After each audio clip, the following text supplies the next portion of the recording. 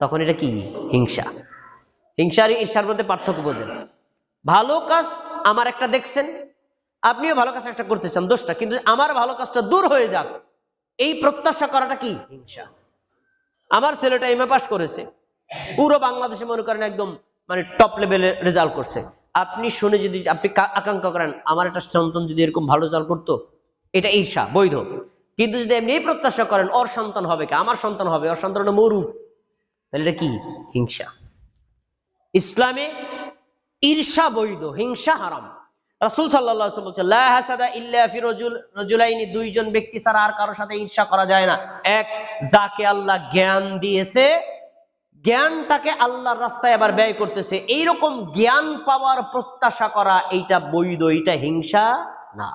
আরেকটা হলো যাকে আল্লাহ সম্পদ দিয়েছে, এই সম্পদটা সে আল্লাহর রাস্তায় খরচ করতেছে, সে আল্লাহর রাস্তায় দান করছে, তাহলে যদি এই চিন্তা করে আল্লাহ তুমি আমাকে যদি সম্পদ দাও, আমিও আল্লাহ আপনার রাস্তায় ব্যয় করব, ওইরকম সম্পদ আমার হোক, তাহলে এটা বৈধ। কিন্তু যদি এই আকাঙ্ক্ষা করেন ওই লোকটা গরিব হোক আমি ধনী হই, এটা হিংসা, নিষেধ। ভাইয়েরা আমার, এই জন্য আমরা সাপ্তাহিক পাপ থেকে মুক্তি যদি চাই এবং বার্ষিক পাপ থেকে যদি মুক্তি চাই আর দৈনিক পাপ থেকে যদি মুক্তি চাই, আমাদের হৃদয়কে হিংসা বিদ্বেষ থেকে মুক্ত রাখতে হবে। আল্লাহ তাআলা একটা দোয়া শিক্ষা দিয়েছেন, এই দোয়াটা আমরা মাঝে মাঝে পড়ব। দোয়াটা কি? রব্বানা ওয়ালা তাজআল ফি কুলুবিনা গিল্লাল লিল্লাযিনা আমানু, হে আমাদের রব, আমাদের অন্তরের মধ্যে ওই ব্যক্তিদের বিরুদ্ধে কোনো হিংসা বিদ্বেষ শত্রুতা রাখবেন না যারা ঈমান আছে। তাহলে ঈমানদার আর এক ঈমানদারের সাথে কখনো হিংসা বিদ্বেষে লিপ্ত হতে পারে না।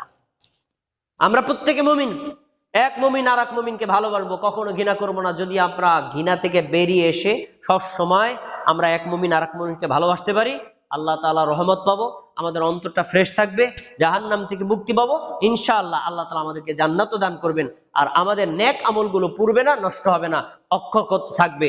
তাই আল্লাহ রব্বুল আলামিন আমাদের সবাইকে, বিশেষ করে নারীরা, বিশেষ করে পুরুষরা, বিশেষ করে ধার্মিকরা, বিশেষ করে আলেমরা, এই ধরনের হিংসা বিদ্বেষ থেকে যেন আমরা বেরিয়ে আসতে পারি, অপরকে ভালোবাসতে পারি, আল্লাহ তাআলা সেই তৌফিক আমাদেরকে দান করুন। আমিন।